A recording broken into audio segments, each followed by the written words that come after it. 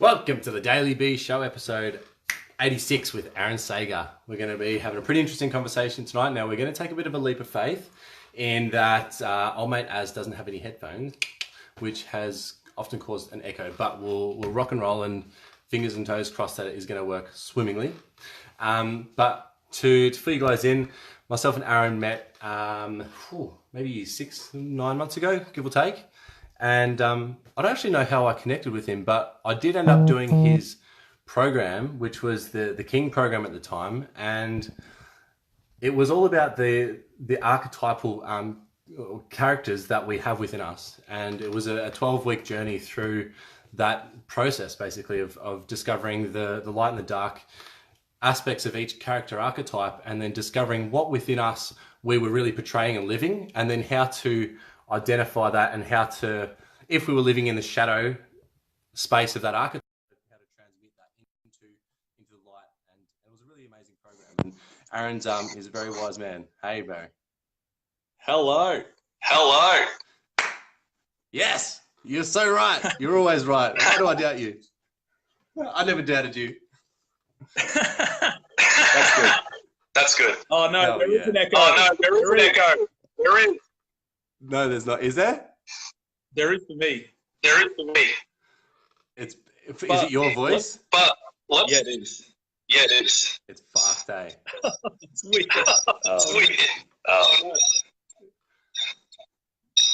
All right, it's full on. I know I can't handle it when it's on my end. Let's give it a whirl. We'll see how it goes.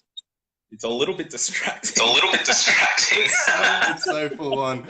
When you actually start trying to string more than just one small sentence together to get in before it starts echoing, yeah, you lose yourself. I'll be very succinct. All right, cool.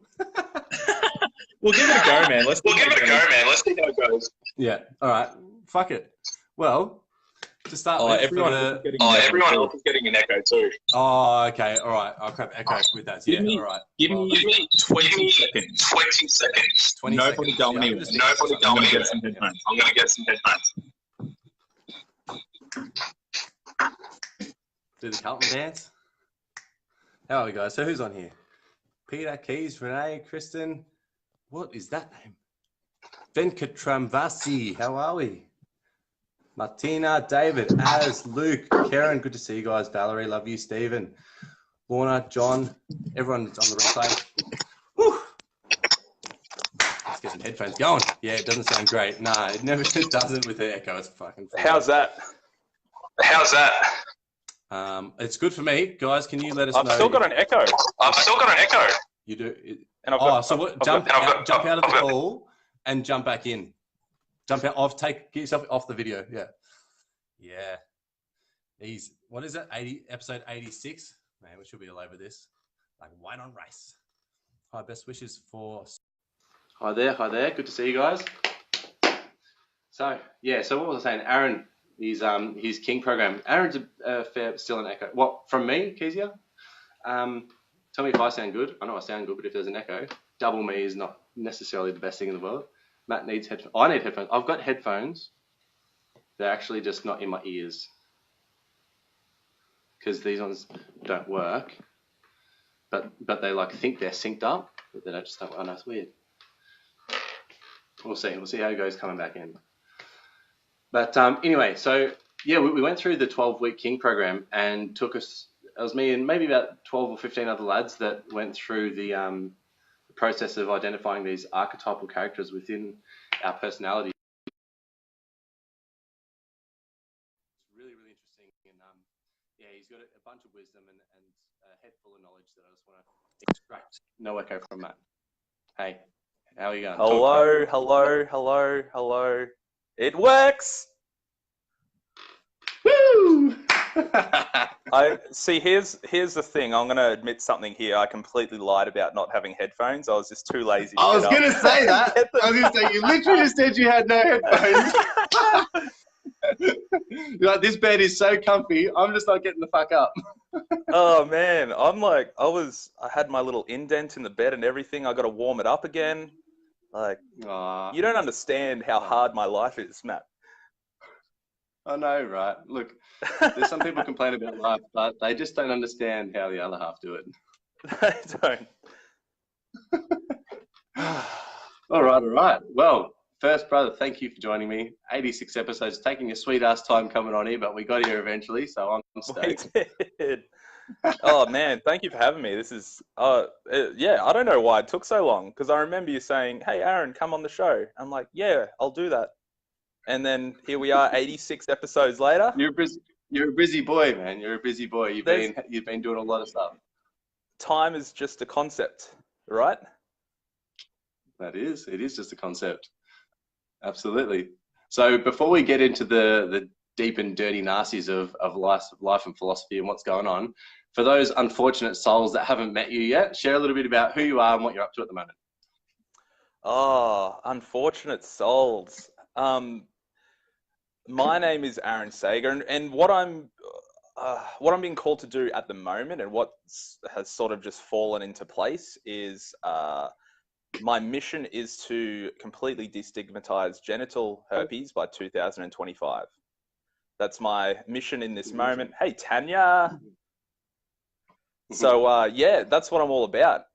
And I do that in various different ways: YouTube, social media, Instagram, Facebook.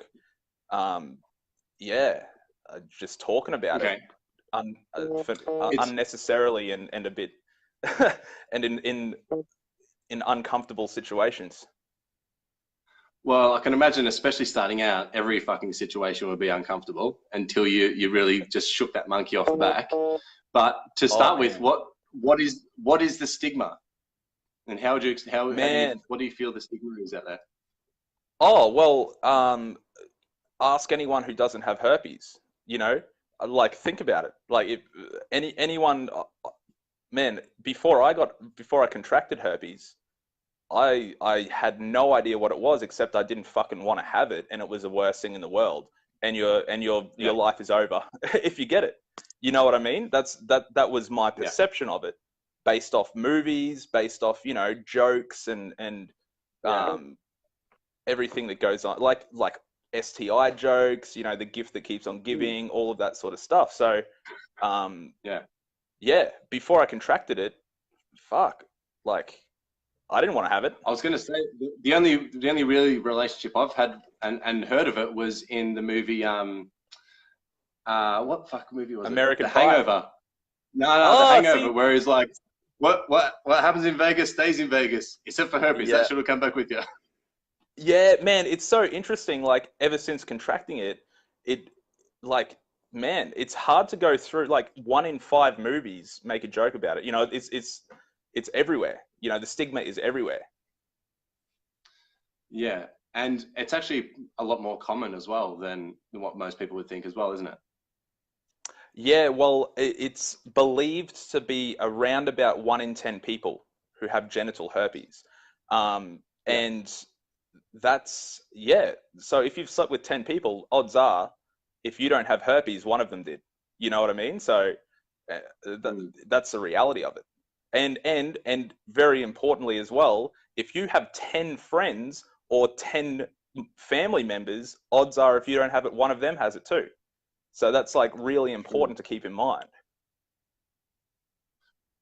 Put my money on my big bro. And you probably like side note, whether or not he does have it, he probably won't tell you, because of the stigma. So this is pretty big, man, as far as someone that's stepping out and really allowing themselves to be seen, allowing themselves to be authentic and vulnerable, and really and from the day we met, like that's what your whole thing was about, really, was just allowing people and helping people expose themselves and be open and really lean into who they are and where they are. So I can imagine it's been a pretty amazing and pretty big journey to get to this point, because like you said, the stigma is not small. And because there's so few people that even speak about it, to actually step out on that mantle and be seen and put your face onto it is fucking huge. So I'm really I feel like for me, like you set the bar, you keep pushing the buck, and you really you really prompt me to really step out and keep doing the same. So for that, I'm really thankful. But let's go back to before this journey, before this mission came about, before you contracted it, even before you started your personal development journey that led through a pretty deep spiritual awakening and understanding as well. And just share with us sort of where you came from and a little bit about what your upbringing was like to start off with. Yeah. So my upbringing was like, by any measure, any average, lower middle class family, it was really fine, man. Like, it was really fine. Um, the the interesting aspect for me was how I growing up from a very young age. Actually, I probably showed symptoms of depression and anxiety without realizing it. And I actually wondered if I was on the spectrum of autism as well, in hindsight. Okay. But anyway, the difficulty for me growing up was where my mind would take me, and I know many people can relate to this. But in my early late teens and early 20s, like, there were times where I really, really wanted to fucking kill myself. Like, my mind, and I think back to the things that went on in my mind, were some of the most horrible experiences. And outwardly, like, I mean, we're in Australia, right? And we got plenty of shit going. Like, we live a good life outwardly, but in my mind, I was having the worst experience ever. Like, it was painful. Did you plan for me it, to be or did alive. you try it? I planned it on 2 occasions, and I almost I went looking for a gun in one occasion, and it wasn't where it usually was, which was lucky in that situation, because I wouldn't be here if that gun was there. Like, guarantee, I can say without a doubt, I wouldn't be here. Someone had moved the gun randomly. Yeah. So can you paint a bit more? Like you said, it was really dark in that mental space when you're there, but can you really paint a picture? And the reason I asked you to do this as well is because there's a lot of people that are still in that space, or still have moments and dips of their own mental health that goes into these spaces. So just to share with them where that was and what that looked like for you, to paint the picture and show them that they're not alone, and that it's actually a lot more common than what's going on. So for where you were then, can you really do your best to paint a picture of what was really spinning over in your mind to get you into that space? Yeah. Anything, any way a person looked at me, anything a person said, anything that even happened nearby me that probably wasn't even related to me, I made it about me being a piece of fucking shit, or unlovable, or the worst person in the world, or unworthy. Like, any little thing that I could find to prove to myself that I didn't deserve to be here, and I was a piece of shit, unlovable, all that sort of shit, I would find. And every second of every day, except for when I was playing video games, I hated living. Hated it, because it was so painful, because this wouldn't stop, and I believed everything that went on up here. That was the key thing. I identified and believed. That you can see now, looking back? Sorry? Do you feel like there was a seed looking back now? Can you see that any sort of seed that planted this to start with, or any sort of catalyst, or anything within your environment that really triggered you to veer down this path? Yeah, I can, and I really don't like to talk about it, because I will, but I don't like to place any blame or be a victim in this situation, because it's generational trauma. That's good now looking back, but when we're at the time when we don't know what we know, like we do play victim massively. So when we look back at the spaces that we are, like, that's what's happening. So yeah, to speak on it from that space, yeah. Well, in hindsight, I didn't know it at the time, but my poor mother, my mother especially, has very like I inherited it from her, not like through my DNA, although probably there's an aspect to that. Like I'm neither here nor there on believing that, but definitely conditioned. Like there's a lot of conditioning and a lot of neuroticism and depression and anxiety that I learned from my mother, definitely. Yeah. And Okay. and I love her so much because I wouldn't be here without her, and I do not blame her in the slightest. I love Whereas her for that too. once I did. Mm. Yeah, I love her for that too. Don't look at her, mate. She's taken. Challenge accepted. No jokes. Right. My So dad would be, moving forwards, please, right? please. No. So looking No. forwards, then, what was the catalyst for you to really what was the journey getting out of that? Because it doesn't just happen by accident. The gun wasn't there when you went to find it. What was going through your mind that really triggered the uphill journey from that point? Well, there was a moment, and that part of my life is a little bit blurry, but my recollection of it was it was very close to that incident where the gun wasn't there, and I was drunk at the time, and I woke up. I woke. This is how I remember it. I woke up the next day, and I was like just hungover and like, what the fuck? Like, what the fuck? I lost myself in that moment, and I made a decision in that moment. It was an ultimatum. It was okay. So surely life isn't meant to be like this. Like there are people out there, and I see people out there who are not in as much suffering and pain as I am. And Yeah. therefore, I'm going to do whatever is in my power to change it. And if that doesn't work, I'll go and kill myself. You know, instead of It's just always on the fucking table, around, eh? maybe. Yeah. And it was like a metaphorical gun to the head, you know? Yeah. And it was a rock bottom of sorts. I love that it's we are able to speak about it as well. And I've had this conversation a few times before where um, it's so almost taboo in a lot of circles to even mention the word suicide or talk about it because you don't influence people. But at the end of the day, everyone's had it come through their mind at some point. Everyone knows that it's an option that's on the table. And I haven't got as far to the point as what you did, but I can definitely relate to the people that take it to that extreme, that feeling of hopelessness, of feeling like you're a burden on everyone around, that feeling like just taking all the pain away and leaving.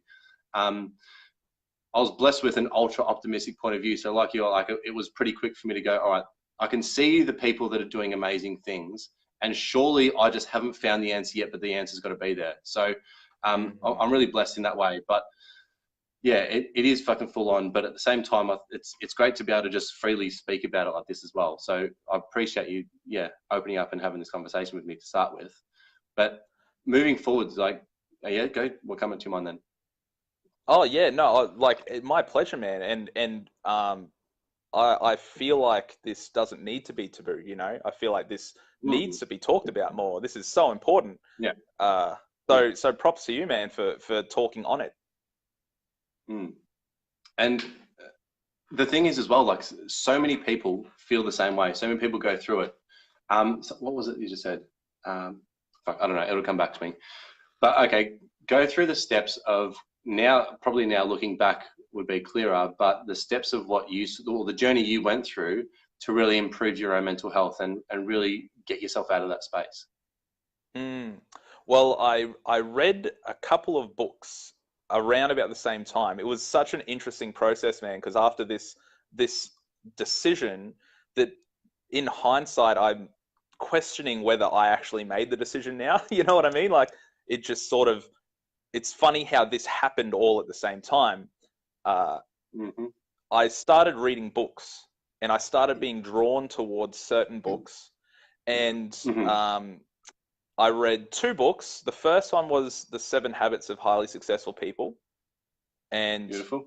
That book was a really like how-to for me to actually structure my life in a way that I wanted to. I actually read a second book, which is really unheard of. It was just a random ebook I stumbled across, and it's called The Millionaire Fastlane. And what that book did was it's this random fucking book, man. I don't even know how I found it. But man, whoever wrote it, I just wanted to let them know that you probably saved my life, or you had a contribution to saving my life. It spoke about an entrepreneur who and his journey to becoming financially free. And in that moment, it actually you know how you don't know what you don't know. It opened my mind to the actual possibility that an average dude like me and anyone else can actually not need to do a 9-to-5 secure job, working for the man, hating your life. You know, it actually opened my mind to that. I had never even considered that a possibility until reading that book. Wow. And now, you know, everyone knows it's a possibility, right? But so two things that opened my mind to like the potential for what could actually be done by one person, an average person, and also the 7 Habits of Highly Successful People, which really helped me focus my energy into because he talks about, I think he talks about a mission statement, defining your values. You know, I don't even remember much of it anymore, but it was very impactful at the time. But you remember how it made you feel? You can feel through the book that this is a dude that fucking, he's living a great life and he fucking gives a shit. So Stephen Covey, like, I'm sure you've heard of him, man. Yeah, of course. Yeah. Yeah, it's huge. One person that came to me that I heard a story of was Buckminster Fuller. And there was this point in his life before he had his fame and accolade where I think he lost his wife or his daughter or something like that. And he was going through bouts of depression and went into to drown himself in a lake. And basically before doing it, he just sort of similar. He thought to himself, I haven't given this life enough of an effort yet. And basically from that point, he committed himself and promised himself he would do whatever it takes to see what one man can achieve in one lifetime. And he ended up doing some amazing things. He's got, I think, the world record for the most honorary doctorates in the world. He's done all these amazing things, all these amazing discoveries. Yeah. And when I was at that space, that's what came to me and go, this guy was in a similar space to what I am right now. I was at the beach in the Gold Coast, actually contemplating swimming to New Zealand at one point, and that's the story that came to me. Yeah. And wow, like, what we haven't given this enough of a go. And you said you're like an average man like me, but this is the thing. This is another stigma, is that we feel like we're just these average blips in this stratosphere that's been sort of randomly plopped into this corner of the world. But we're all fucking epic in our own beautiful way as well. And the more that we can make that the stigma, the more people are going to live up to that expectation and really move towards it. And the book that did it for me, like that one for you, was How to Win Friends and Influence People. Such a simple, common sense book, but just so profound as well. But yeah, man. Yeah, man. It's amazing. That was that book I read fairly soon after. Like this started a book reading. I haven't stopped reading books since this time. So I love that book too. That's a good one. And that's actually, people like spruik a lot about the average of the 5 people you hang out with is the average of all your emotions, finances, emotion, intelligence, all that sort of stuff. But people don't really, I don't think it doesn't click with them that you can hang out with Stephen Covey and Anthony Robbins and Mahatma Gandhi and Nelson Mandela. When you pick up their book and you're hanging out with them every single night reading their words, that's the company you're keeping. That's so fucking powerful. It's so profound. And I think that, yeah, really promoting the power of reading books. And we got audiobooks now as well. So you can, every time I'd go for a walk, listen to an audiobook. It is fucking life-changing. It's really profound. Clearly life-saving. Man, and so undervalued, bro.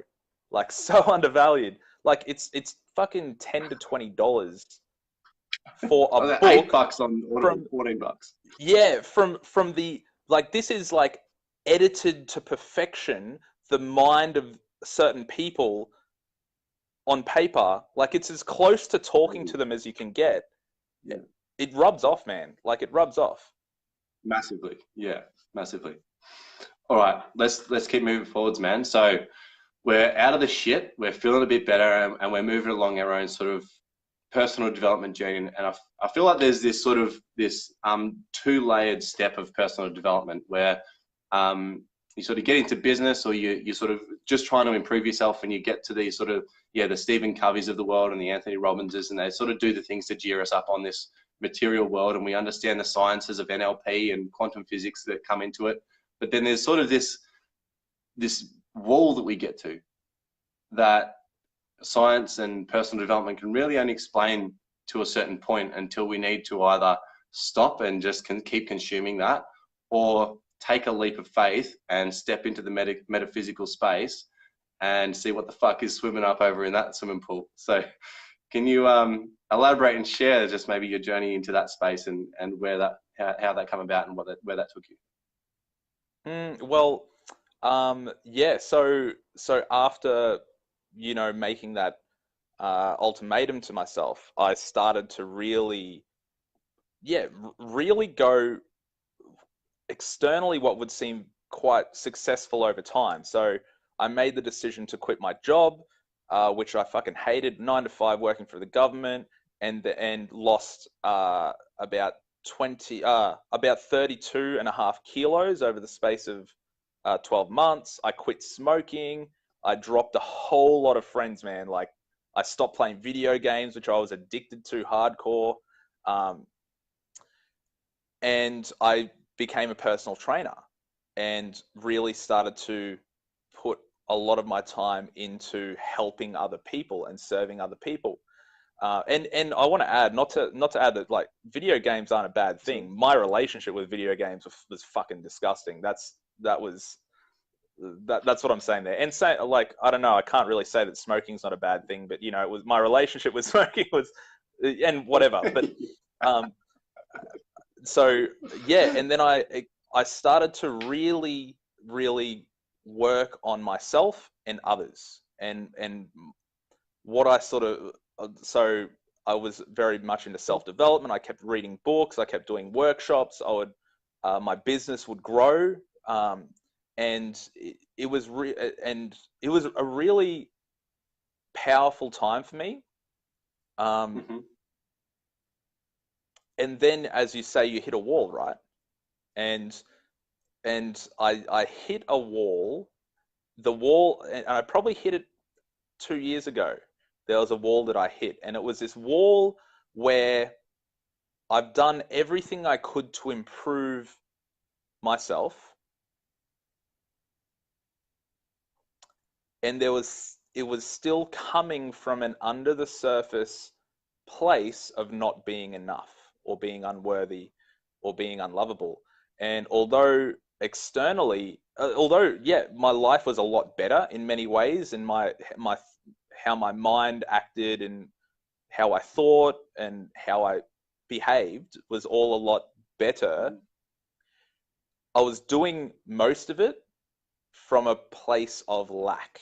So I kept needing more. I kept needing more money. I kept needing to help more people. I kept needing to do more workshops. There was this void that was just constantly empty.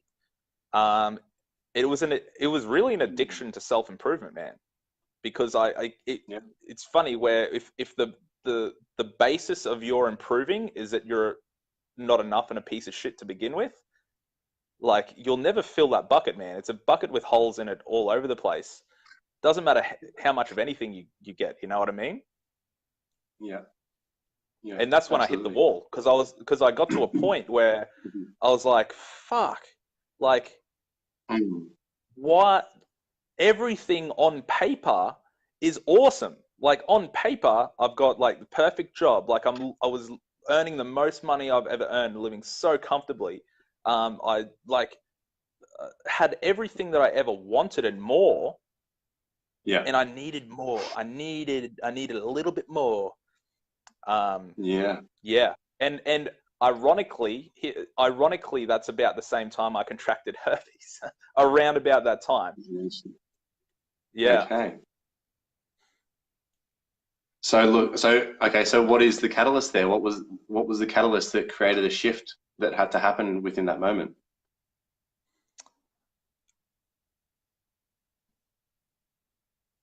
What brought it to your attention Man. even? Oh, well, the big thing that brought it to my attention, the first thing was that I was in an amazing relationship with a beautiful girl who loved me so much, and I just couldn't be happy with that relationship. And I didn't like, I could easily say, oh no, we just didn't match. But the thing is, I noticed that this was a pattern because I had a relationship earlier, a 6-year relationship, similar situation where beautiful girl, amazing relationship. She loved me so much. And why was I not happy? And it caught my attention because it happened again. Whereas I thought, oh, I'll never make that mistake again or whatever. Happened again. I was like, what the fuck? There is something else here. This is me. Like it's not her. This is me this time. And it has always been. So it started there. It's not me, it's you, you know? um, so it started there. And that's when I started questioning the foundations of why I was doing everything. Okay. Yeah, and beautiful. and then it was more of a, instead of a building up process of doing more, being more, learning more, it became a process of deconstructing. Like it became a process of uh, peeling away layers and getting deeper into the deeper reasons why. A lot of questioning. Yeah. Yeah. And who would you attribute some of the main influential leaders or mentors or teachers that have really guided you on that path so far? Man, it's so interesting. During this progress of self development, right? I actually got quite involved with pickup artists. Like if you've ever heard of Real Social Dynamics, or you heard of like any of those. So have you heard of pickup artists though? No. No. Okay, interesting. Look into that, man. Real Social Dynamics. They're awesome. They're really, really cool. They get a lot of bad flack, but they're really actually quite deep into this sort of work. Okay. One of them branched into spirituality. So he went from picking up women into spirituality, which Okay. he had his own sort of awakening. And the shit he was talking about, I was like, it resonated deeply. Whereas in the past, Mhm. I'd heard similar stuff and it'd just go over my head, or I'd be like, Mm. fuck that shit. Like, just go earn more money. Like, don't be a dickhead, you know, or you know what I mean? So, Yeah. um, that led me. Julian Blanc is his name, and he Okay. led me down sort of uh, new age spirituality, which I resonated with up until a point, and then from there I got into I guess you would say more traditional spirituality, or Buddhism, non-dualism, that sort of stuff. And that's where I sit currently, and really resonate with those sort of teachings. How's that impacted the way you are now and the way you like date your day to day now? Oh man, indescribable. Like you can't put it into words. It's a constant, just dropping away of conditioning and programming. I mean, herpes was a big part of this, where spirituality played a role um, Hmm. in stepping into this place of being like, yeah, yes, I do have herpes, and what of it? You know, that's a deconstruction. That's a disbelief in the social stigma.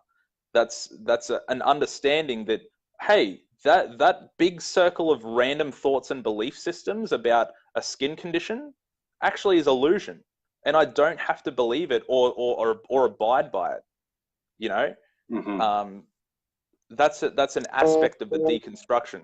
Just a noticing that certain things that you thought were true aren't actually true. Can you elaborate on that for maybe people that aren't quite at this space yet, to just unpack what, maybe the what and the how of that type of deconstruction, and really letting go of the way our world has been defined for us, and what it's like to redefine it and go through that process of redefining your own space and your own reality? Yeah, that's a good question, man. Like it's sort of an awareness of areas where. So, and I think examples might be best for this. So here's an example, right? This is where there are sort of glitches in the matrix. When I did my personal training, I would have, say for example, in one day, I would have 5 clients message me and say, Aaron, fucking thank you so much. You are so, like, you're helping me so much, and you're changing my life, right? One person would text me and say, Aaron, I'm really just not making progress. Like, I don't know if this is for me. This is just too hard. I think I'm going to quit. That I would focus on that. My whole day would be affected by that one person, because I feel like I'd fucked up and I'd failed them. And then that brought up an emotional charge in my body, and it sort of clicked that there was a dependence on either receiving positive messages from my clients, or it affected me if there was a negative one very deeply. Yeah. And then you question that. Why is that? Like, why is this feeling coming up? And then you follow the path, that you connect the dots, follow the path. If you go down far enough, it was like, I believed that I was unworthy, unlovable, and failed at my mission on this planet.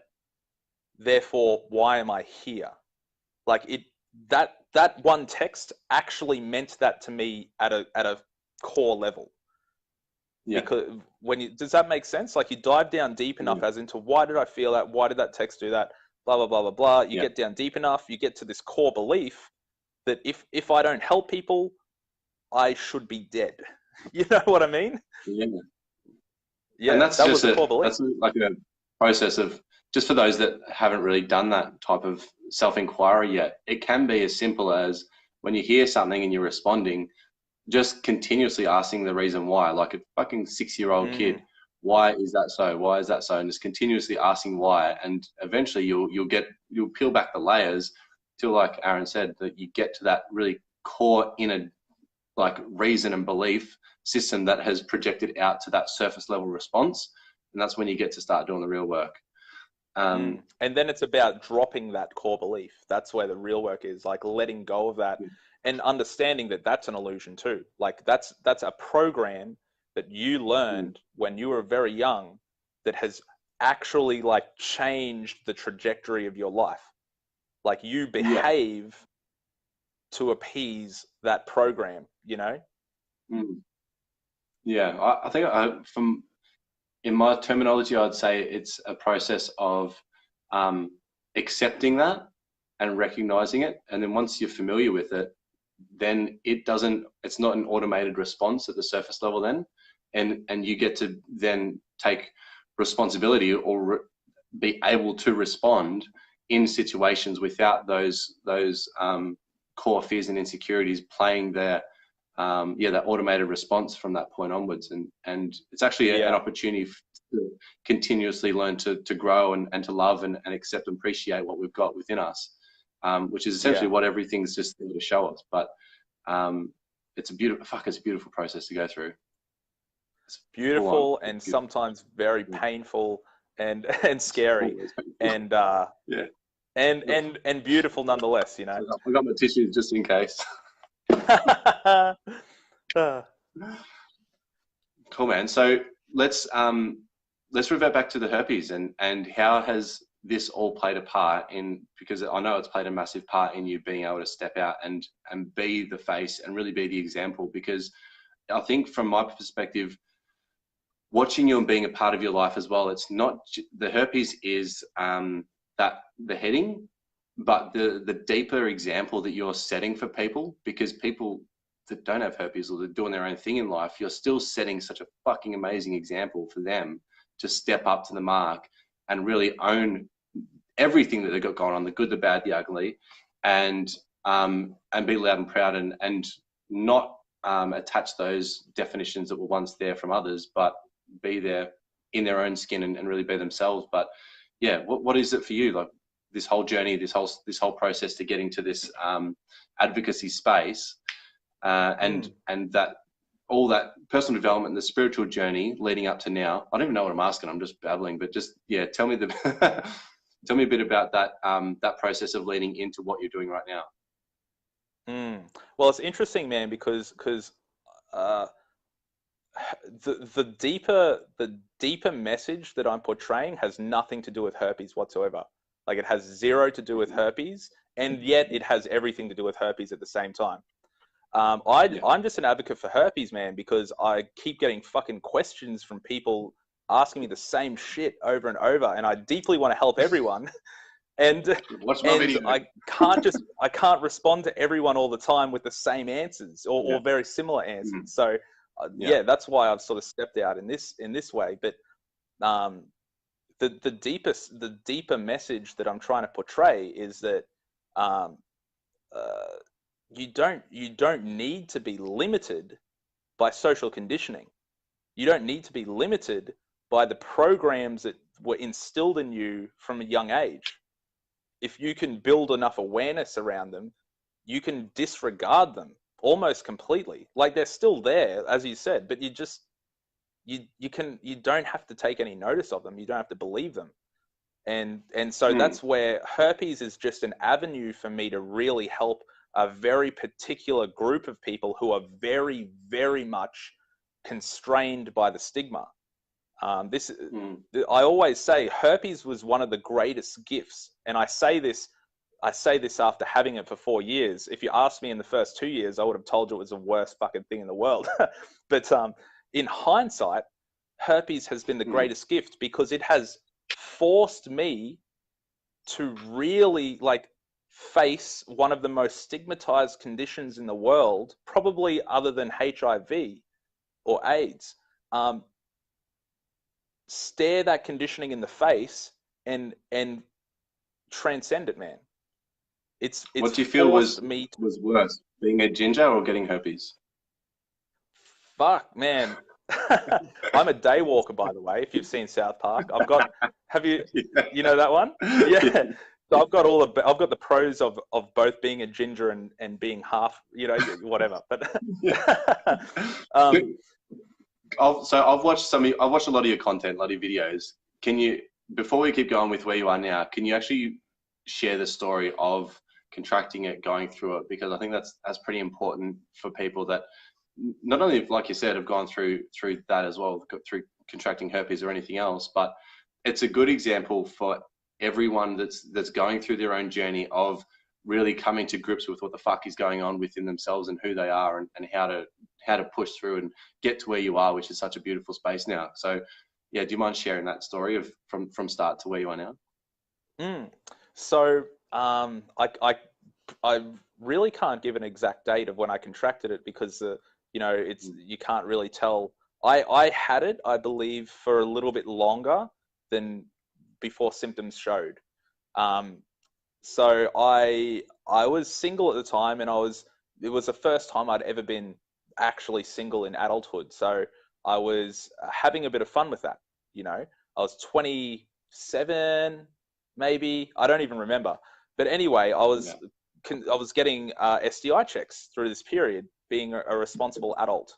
I was practicing safe sex all the time, and I know some people are like, not all the time. I'm like, fucking all the time. I would always wear a condom. And so I was getting these STI checks. So I went and then, always. And man, I would, me, I would tell you if I didn't, I would own that. Just put one on before I put my socks on in the morning. Yeah. 24/7, can't be too safe, mate.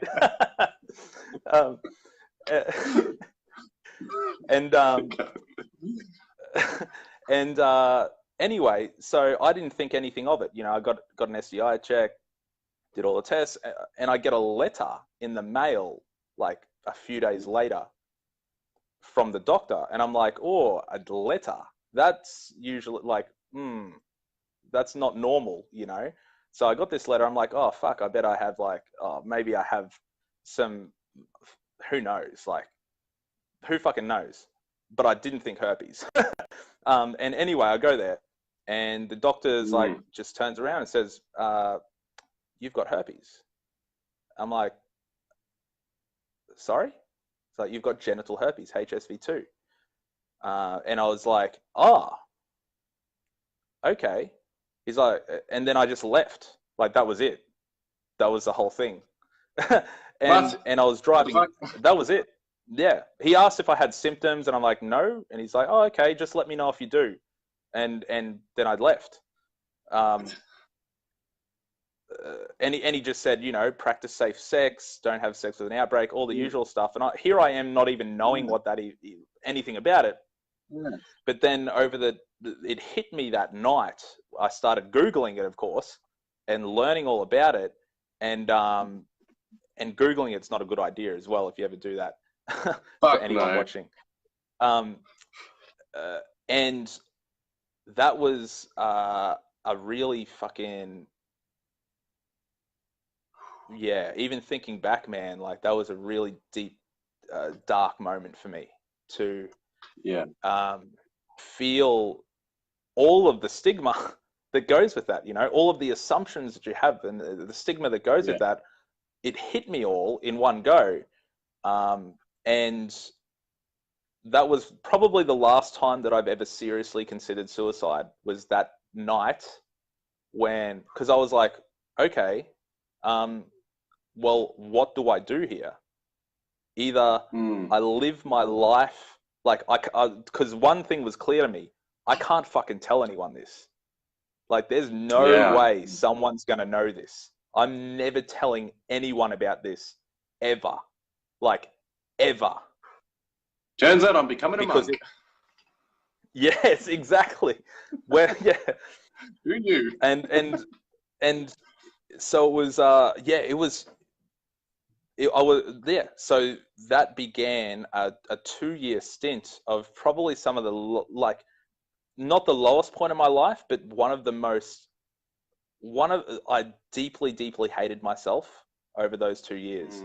Because a big reason was because I had herpes, for one. And I was like, very much in the victim mindset. Like, how the fuck can I get herpes? Like me, Aaron, who at that time had only slept with like under 10 people, you know, like, it's like, how could this even happen to me? And I wore condoms every time. Who the fuck even gave it to me, you know? And it was and then I proceeded to, honesty was one of my deepest values. And I even still had the 7 Habits of Highly Successful People little book and I'd written honesty as my highest value. And here I was still seeing women and not having, like, hating myself so much and being so caught in this stigma that I couldn't tell them. And I was breaking the value that I held the highest. And I had no idea how I could not. So I hated myself. How's that feel right now? So deeply about it.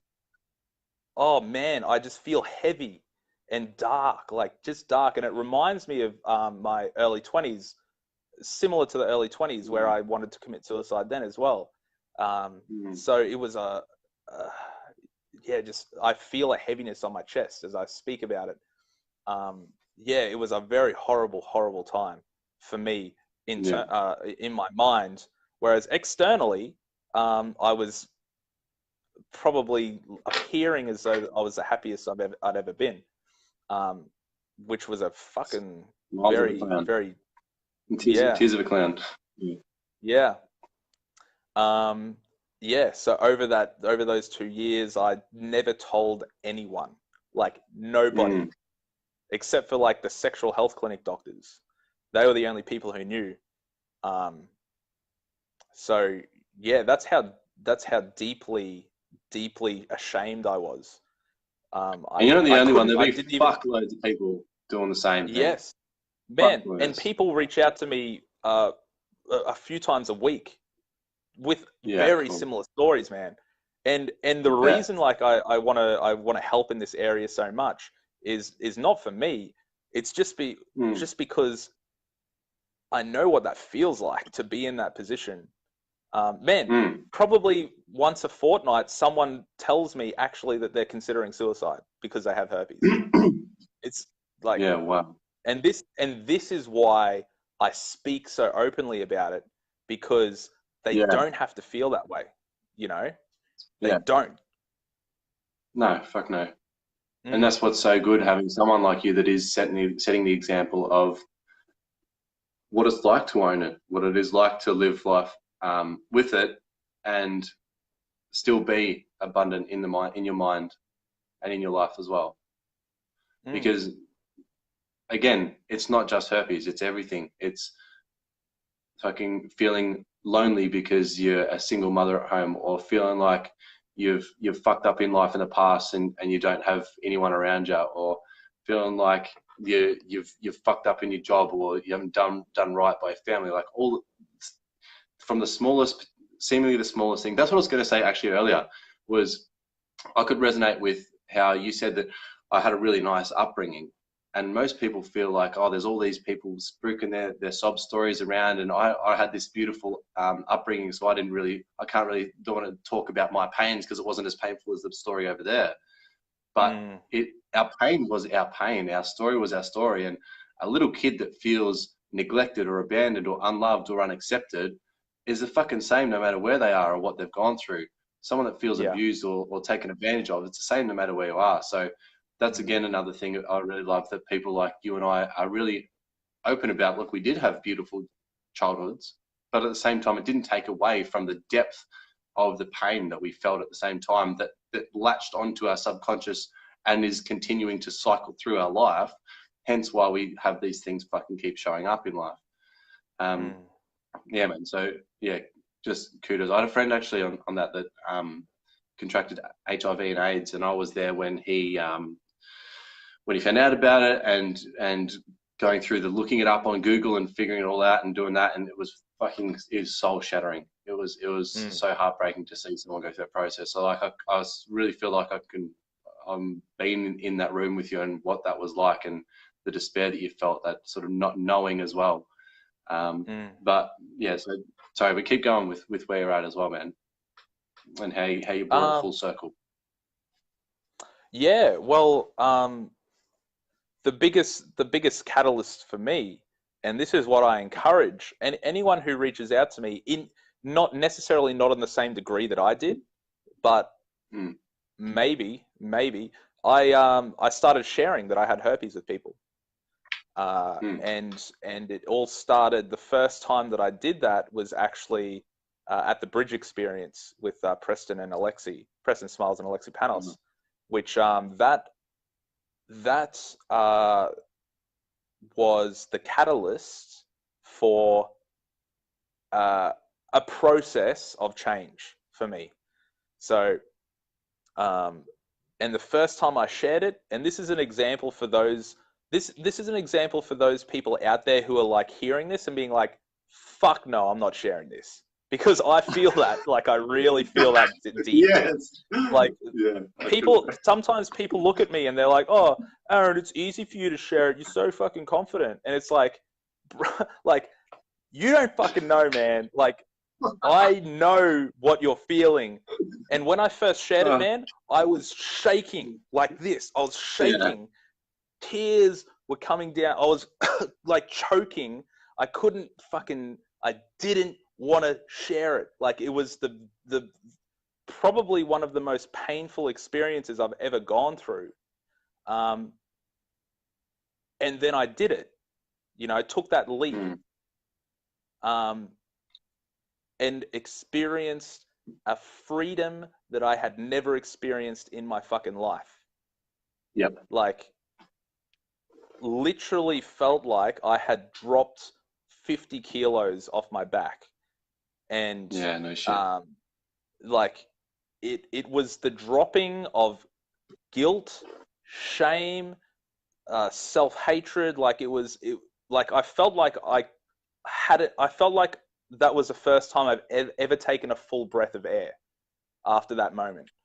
Um, it Wow. was that, like, I can't describe it, man. And I'm sure you've gone through your own experience of that in different things, and many people have.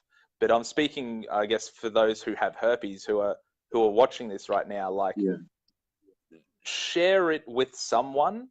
Start small. Like, start sharing it with people who won't judge you for it, and you Yeah. trust. But then over the space of probably 12 months. Yeah. No, it was 3 months, 3 to 4 months. Anyway, I started sharing it with more people, and then that's where I started disclosing to partners, or sexual partners that What was before the having response sex you with got? them, And what was the way man, you spoke to them? yeah, it was. Well, there's shameless plug here. My YouTube channel has a lot of how to disclose, but like there was an acceptance, and I wouldn't share this just like to anyone. Like I'd screen people. Like, we'd go on a date, and then if I didn't like them, I just wouldn't see them again. But then on the second date, I started to like I would like them, and then we'd start talking on the subject, and I'd disclose to them, and um, every single person was okay with it. Not every single person was okay with sleeping with me after it, but that doesn't matter. Like, it doesn't really matter. Like, that didn't affect me at that time, because I didn't really care. That person just wasn't for me, and there's plenty of people out there. Nothing Mrs. Palmer and her 5 daughters can't handle at the end of the night. Exactly. So, so it was, yeah, and then that led on to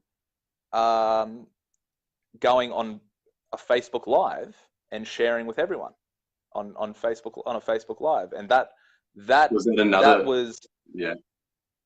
that was another barrier. Yeah, it wasn't as scary as the first time I shared it, surprisingly. Yeah. Even though the first time I shared it was in like this really safe container where, this time it was the final shedding of any residual shame and guilt and self-hatred. Like Yeah. how, like, nobody, like, I had no secrets anymore. Like, That's none. fucking good. Everybody knew all of my shit. Yeah. So I walked in the next day, and I was like, you can call me a fucking lunatic cunt, the worst person in the world. I hate your guts, and you're a piece of shit, and you're the worst person in the world. And I would, like, laugh. I'd be like, is that all you got? Cool. Like, it didn't matter anymore. Like, it didn't, nothing, like, it didn't matter what anyone ever thought or said about me from that point on. People ask, like, why do you do so many lives, Matt? And that's one of the things I share with them, is that when you do a live video online, it's not that the whole world sees, but it's that the whole world can potentially see it. So within yourself, it feels like you've fucking told the world. Like, there is no secret no more. There's no one that doesn't know. It is so fucking liberating. And I just want to go back a little bit as well, because that feeling of liberation and that weight off your shoulders, and that really reaching out and speaking to people, that is pertinent for fucking everything. And I've just sort of, maybe 4 weeks ago, went through a bit of a rut myself, a little bit of uncertainty and confusion. And it wasn't until I reached out to a few people to share that I started to lift up again as well. And I just wanted to point out that is with everything in life that we're going through, whether it's big or seemingly small.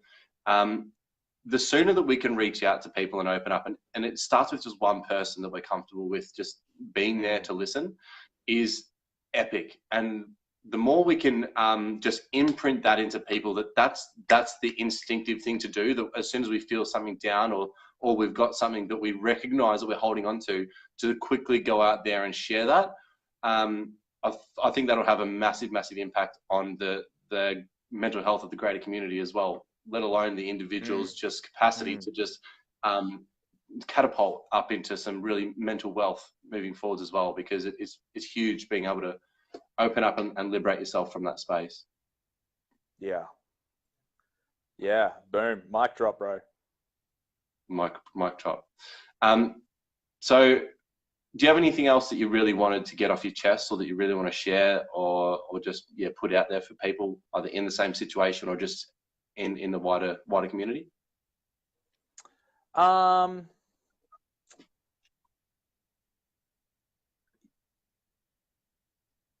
No.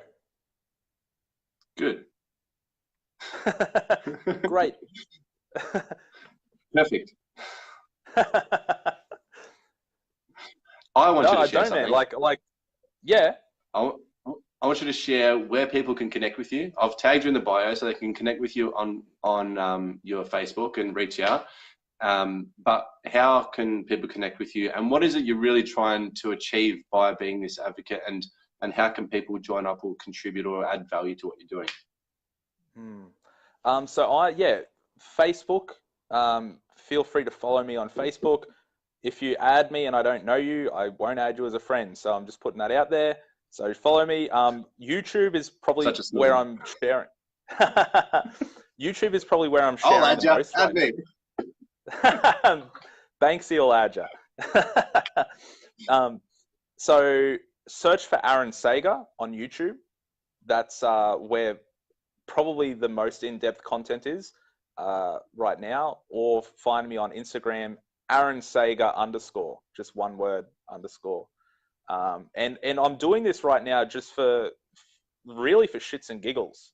To be honest, I mean, people can donate to a GoFundMe link that I have, but really, I feel called to talk on this topic, and so I am. You know, cool. It's as simple as that. I love it. I love the playfulness in life with you, bro. We do get into these fucking deep, heavy topics and conversations about like fucking energy and the universe, all this shit. But then at the end of the day, it's such a fucking laugh to just be here and find the bliss and joy in life.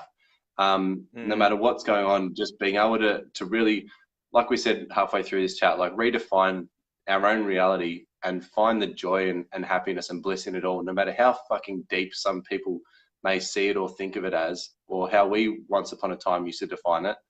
But yeah, and I'll just love being in your presence and around in your community and a part of your life, and I'm really grateful for that. So I just wanted to blow a bit of smoke up your ass and give you that little kiss of love.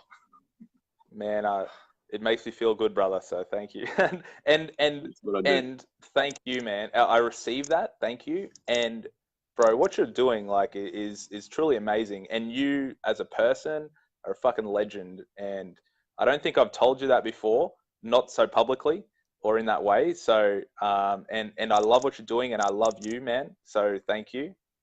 And I'll just interject real quick. I did see a couple of comments and questions by people.